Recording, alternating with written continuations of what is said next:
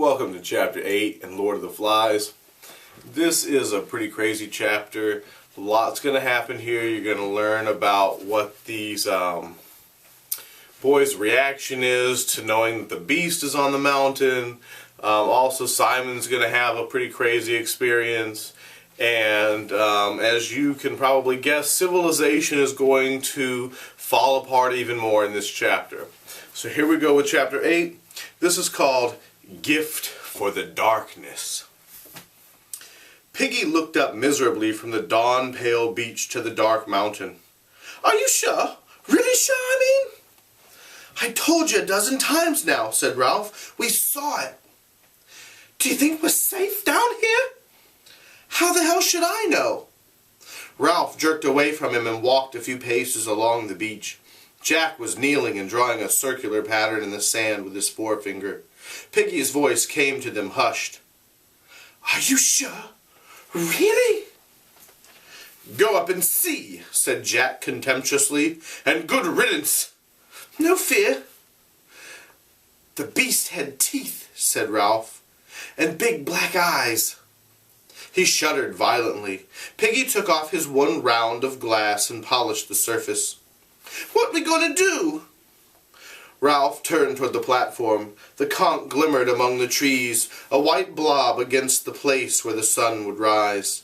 He pushed back his mop, meaning he pushes his hair back.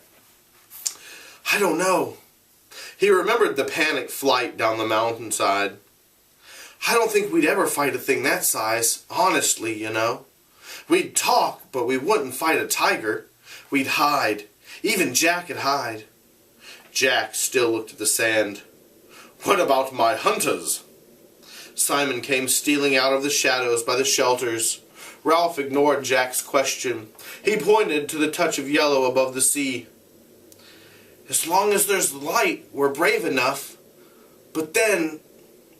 and now that thing squats by the fire as though it didn't want us to be rescued." He was twisting his hands now unconsciously. His voice rose. "So we can't have a signal fire! We're beaten!"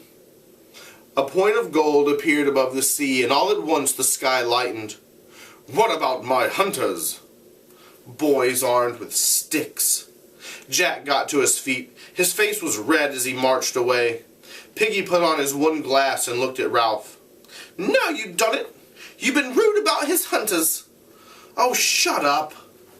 The sound of the inexpertly blown conch interrupted them. As though he were serenading the rising sun, Jack went on blowing till the shelters were astir and the hunters crept to the platform, and the little ones whimpered as now they so frequently did. Ralph rose obediently, and Piggy, and they went to the platform. "Talk," said Ralph bitterly. "Talk, talk, talk." He took the conch from Jack. "This meeting," Jack interrupted him. "I called it." "If you hadn't called it, I should have. You just blew the conch." And this is an example of their leadership failing. "Well, isn't that calling it?" "Oh, take it. Go on. Talk." Ralph thrust the conch into Jack's arms and sat down on the trunk. "I've called an assembly," said Jack, "because of a lot of things. First, you know, we've seen the beast. We crawled up. We were only a few feet away. The beast sat up and looked at us. I don't know what it does. We don't even know what it is." "The beast comes out of the sea." "Out of the dark. Trees." "Quiet!" shouted Jack. "You listen. The beast is sitting up there, whatever it is." "Perhaps it's waiting. Hunting." "Yes, hunting." "Hunting," said Jack. He remembered his age-old tremors in the forest. "Yes, the beast is a hunter. Only, shut up. The next thing is that we couldn't kill it. And the next is that Ralph said my hunters are no good."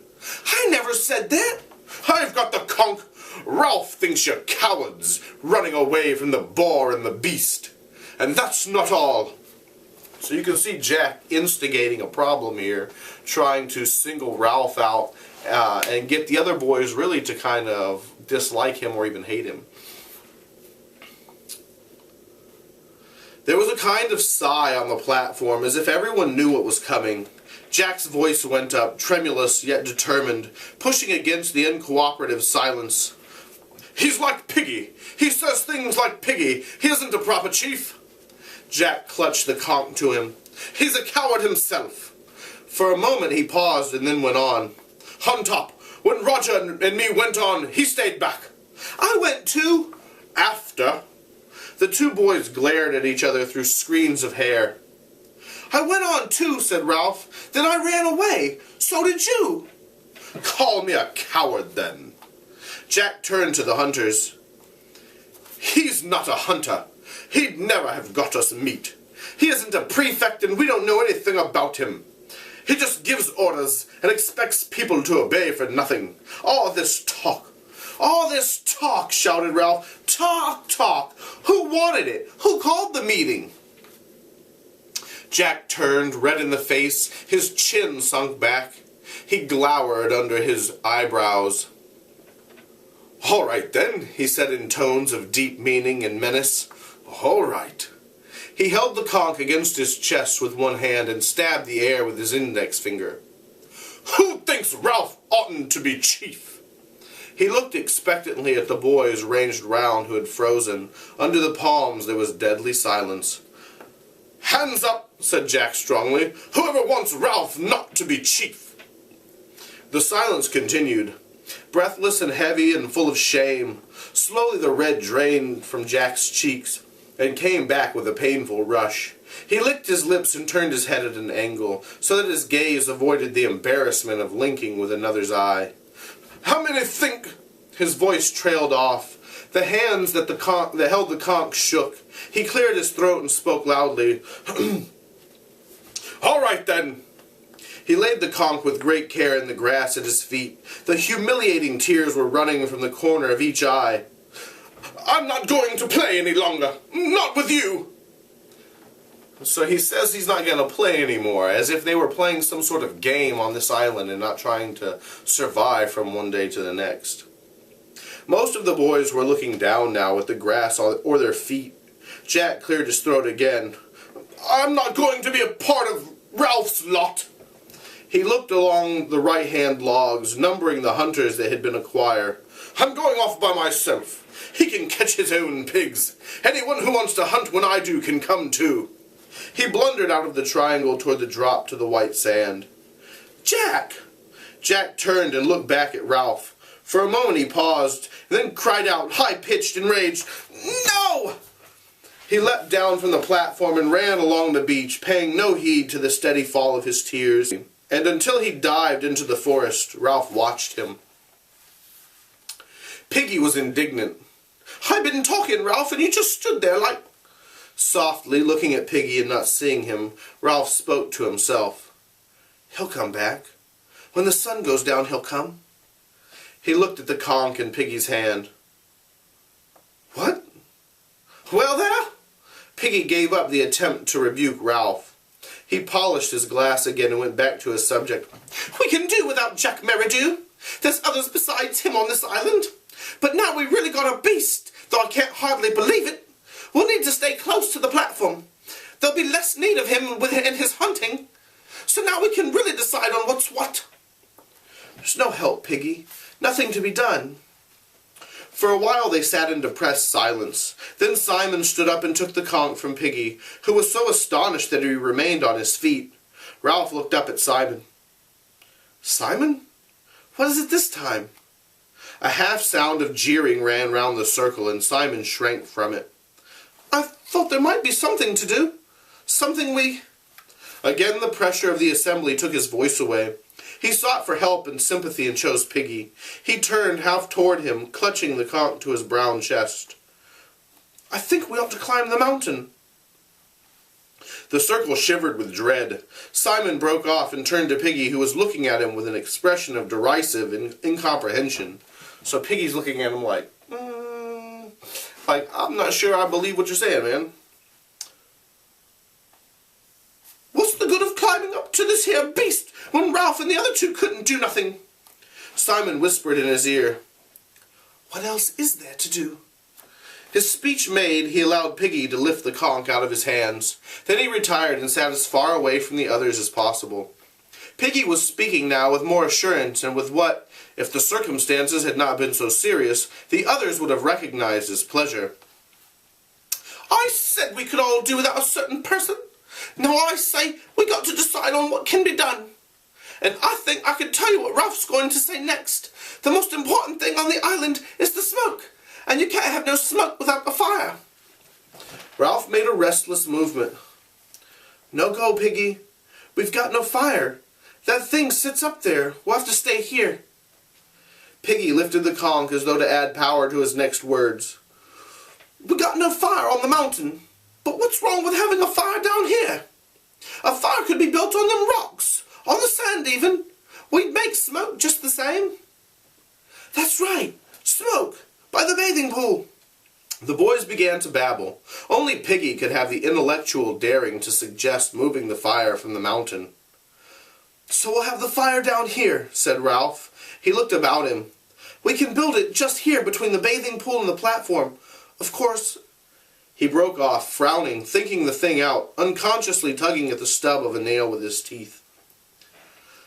Of course the smoke won't show so much, not be seen so far away, but we needn't go near the... The others nodded in perfect comprehension. There would be no need to go near. We'll build the fire now. The greatest ideas are the simplest.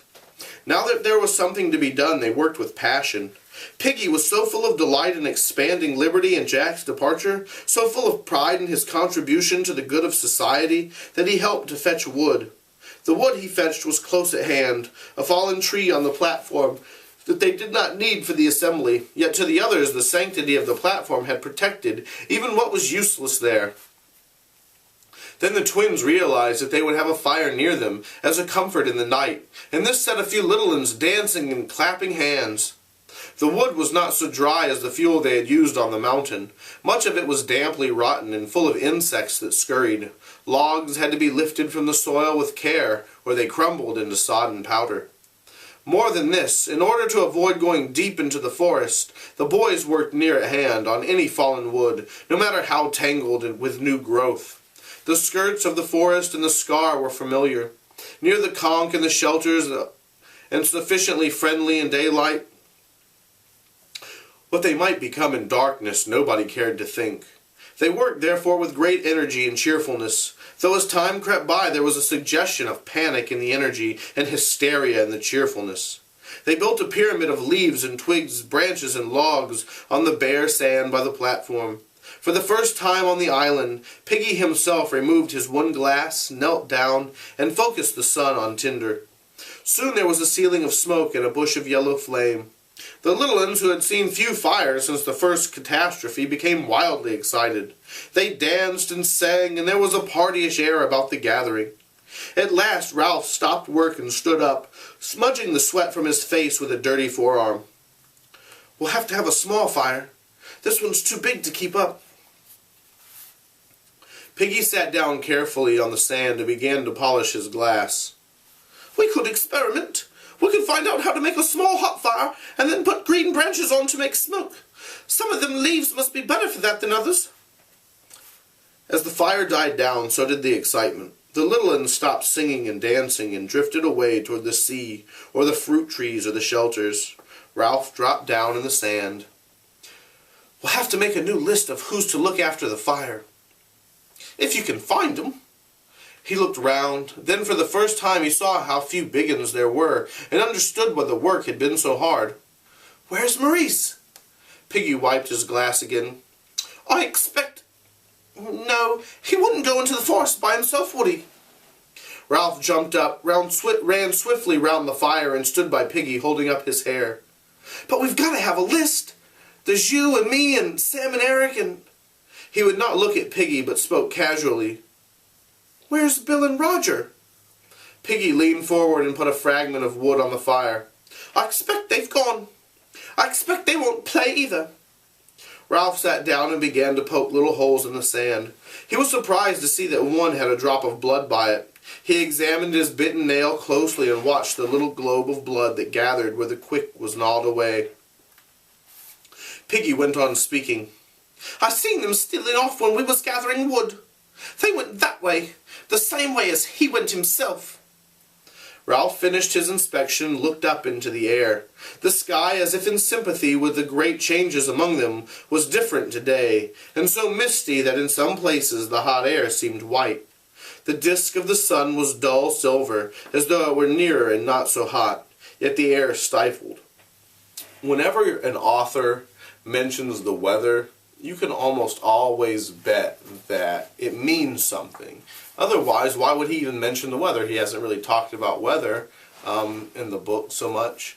So now that things are different, the weather's different. We call that literary technique the pathetic fallacy. So to define it for you, the pathetic fallacy is when nature mimics human emotions, when it copies human emotions. So if you're watching a sad movie and the characters are crying, it might start to rain on the film. So that's just pathetic fallacy. Put that in your brains forever. It's good information to have.